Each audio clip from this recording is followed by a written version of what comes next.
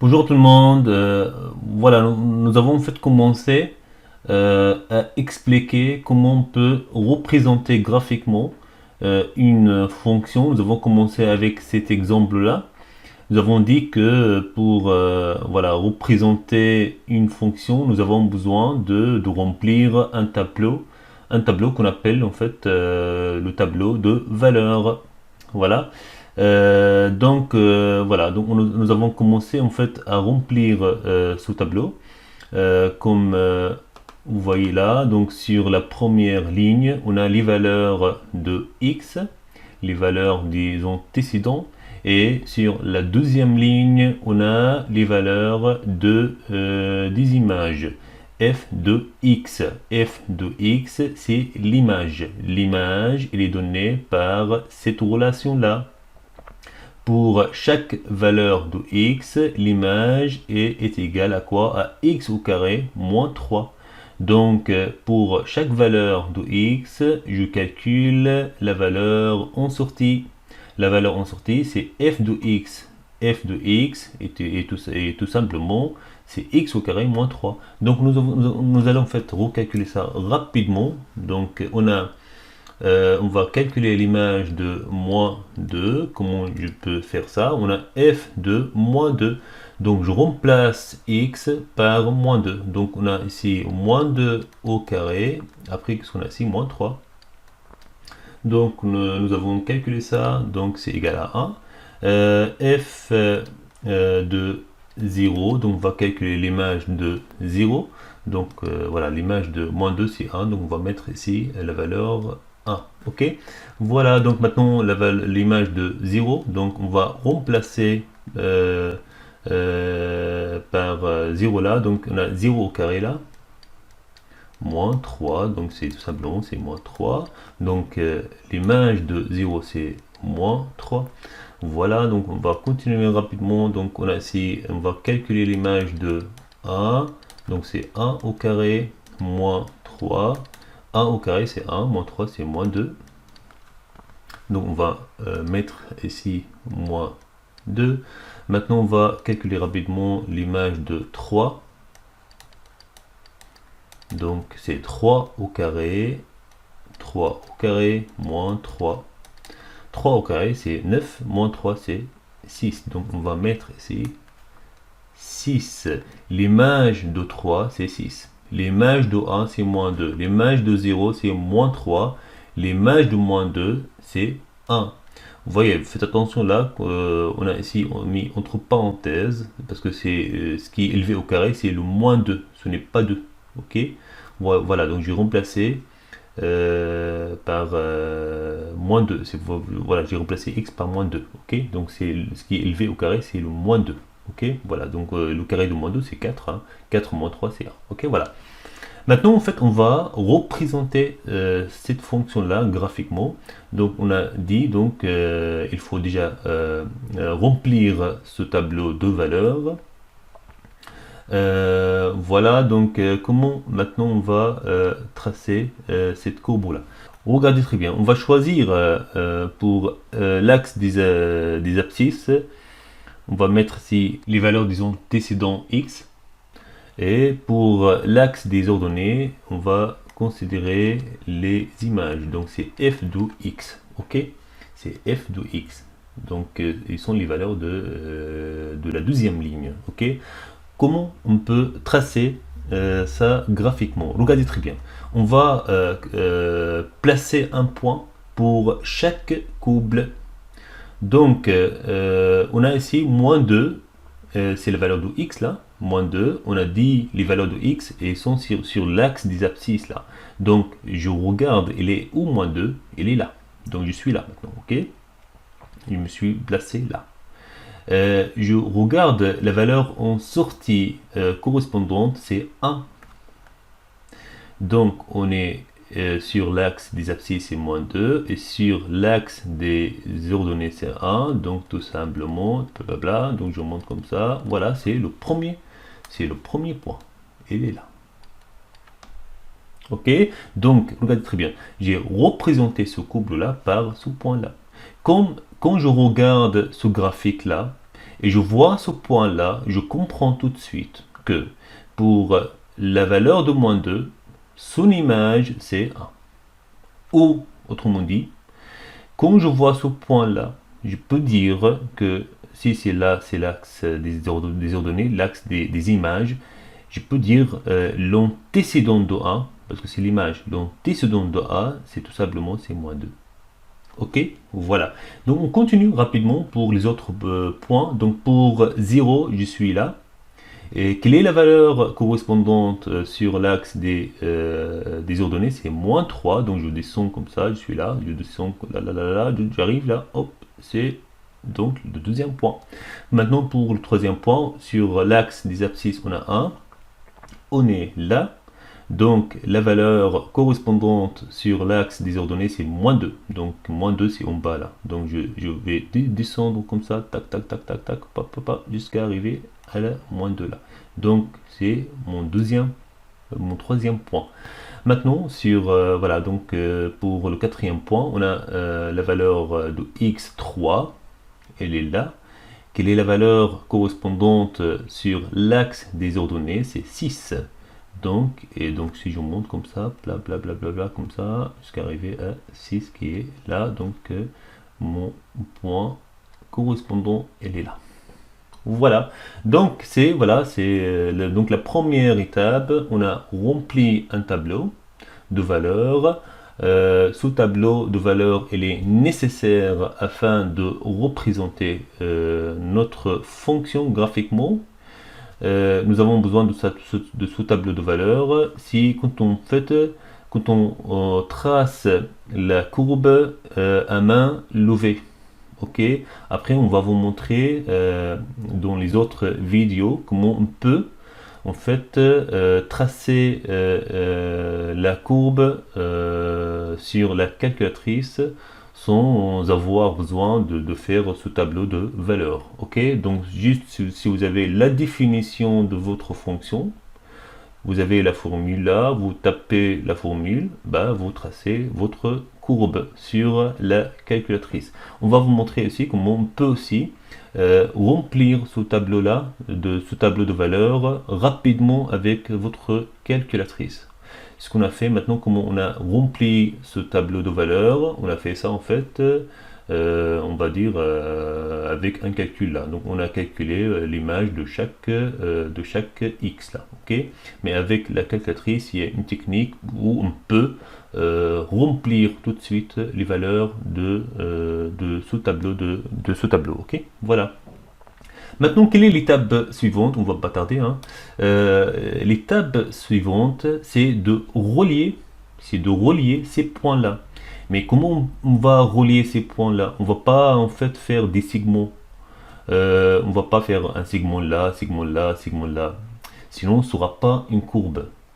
Donc, on va relier ces points-là de façon en fait à avoir la courbe la plus lisse possible. La plus lisse possible. On va en fait vous montrer ça dans le chapitre suivant. On va étudier ce qu'on appelle les paraboles. Normalement, en fait, cette fonction-là, elle représente une parabole. Ok. Donc, on va essayer d'être précis.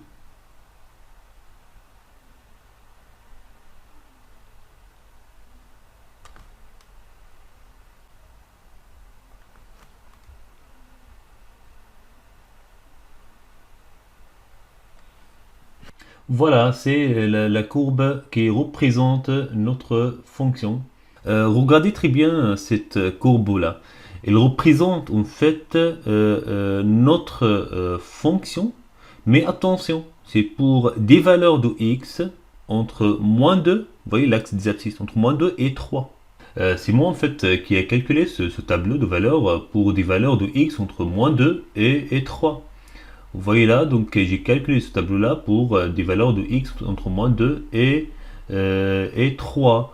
Parce que si vous voulez en fait faire une courbe plus large là, il faut faire un autre tableau de valeurs en commençant, voilà, un exemple dans ce tableau de valeurs avec une valeur de x, on va dire moins 10, un exemple, jusqu'à 10 là. Bah, comme ça, vous aurez plus de points. Voilà, vous aurez une courbe plus large. Vous voyez?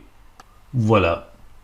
En fait, voilà. Donc, on va en fait vous montrer aussi en fait comment on peut tracer cette courbe là dans les autres vidéos là, comment on peut tracer cette courbe là sur votre calculatrice sans avoir besoin en fait de faire ce tableau de valeurs.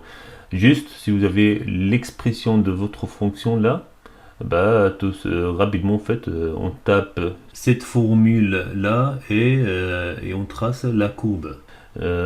Ok, c'est un point. Même aussi, on va vous montrer comment aussi on peut remplir un tableau de valeurs rapidement avec la calculatrice sans calculer à la main. Vous voyez là à tout à l'heure ce qu'on a fait. On a calculé pour chaque x là l'image. On a dit f-2 égale -2 au carré, -3. On a trouvé 1 et ainsi de suite. Mais sur la calculatrice, il y a une technique où on peut remplir rapidement ce tableau de valeurs. Ce tableau de valeurs qui est nécessaire quand on va tracer une courbe à main levée. Ok? Pourquoi? Parce qu'on a besoin de placer les points, comme vous voyez là. On a besoin d'un tableau de valeurs afin de placer les points et après relier ces points là pour faire la courbe. Ok, maintenant en fait, si vous remarquez, on peut lire sur le graphique là d'autres valeurs qui ne sont pas en fait dans le tableau de valeurs. Qu'est-ce que ça veut dire ça? Si je vous dis quelle est l'image de 2, un exemple, quelle est l'image, je pose la question suivante, quelle est l'image de 2? Ça veut dire si vous avez l'antécédent 2, quelle est l'image correspondante? Je sais déjà en fait que sur l'axe des abscisses, ça concerne en fait les antécédents. Donc si je me place ici sur 2, qui est là, donc pour trouver l'image de 2, donc je vais arriver jusqu'à la courbe. Donc je coupe la courbe à ce point là, bah, je vois après en fait la valeur correspondante sur l'axe des ordonnées, parce que les valeurs sur l'axe des ordonnées ça concerne les images. Donc vous voyez là, donc graphiquement je peux en fait trouver des valeurs qui n'existent pas dans le tableau de valeurs. Maintenant je peux dire voilà, donc l'image de 2 c'est 1, donc l'image de 2 est égale à 1. Comment j'ai trouvé ça? C'est graphiquement. Regardez très bien dans notre tableau de valeurs, j'ai pas en fait calculé l'image de 2. Vous voyez là, le 2, ça n'existe pas ici. On a -2, 0, 1, 3. J'ai calculé l'image de -2, l'image de 0, l'image de 1, l'image de 3, mais j'ai pas calculé l'image de 2. Ok? Mais graphiquement, en fait, j'ai pu en fait calculer l'image de 2. Ok? Voilà, donc graphiquement, on peut lire des valeurs qui n'existent pas, qui ne sont pas dans le tableau, notre tableau de valeurs. Même peut-être vous me dites, voilà, messieurs, quels sont les antécédents, on va dire antécédent de -2. On va dire l'antécédent, un exemple, antécédent de -2. L'antécédent de -2, donc je considère que notre image c'est -2 et je cherche les valeurs des antécédents. Donc -2 c'est notre image, donc l'image, les images sont sur l'axe des ordonnées, il est où? -2, il est là. Ben, donc je vais aller jusqu'à arriver à notre courbe là. Donc vous voyez là, donc c'est l'antécédent, voilà.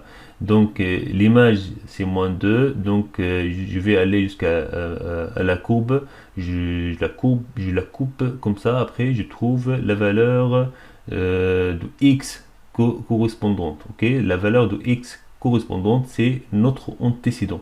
Donc vous voyez là c'est 1 égale à 1. Vous voyez là? Donc l'antécédent de moins 2, c'est égal à 1. Je peux trouver un autre antécédent. Si je continue comme ça, dans l'autre côté là, je coupe la courbe à ce point là. Donc je vais voir quelle est la valeur de x correspondante. Donc je peux dire si qu'un antécédent de moins 2 est égal à moins 1. Vous voyez là? Donc graphiquement, donc je peux lire les valeurs. Je peux voir quelle est l'image de telle valeur, quel est l'antécédent de telle valeur. Ok? Donc je peux noter cette phrase là. On peut dire qu'il est possible de lire sur le graphique d'autres valeurs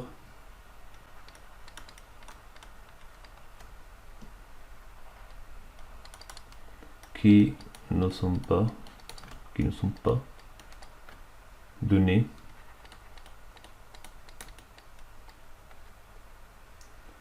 dans le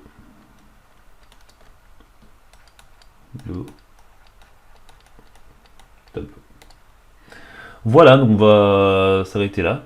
Après, dans les autres vidéos, je vous montre comment on peut remplir sur la calculatrice en fait un tableau de valeurs et comment on peut aussi tracer une courbe si on a la définition de notre fonction. On peut tracer la courbe rapidement sur la calculatrice. Ok? Bah, comme ça en fait sur les vidéos, surtout quand on travaille sur la calculatrice, sera beaucoup plus clair. Ok? Voilà, donc je vous laisse maintenant, à bientôt, merci.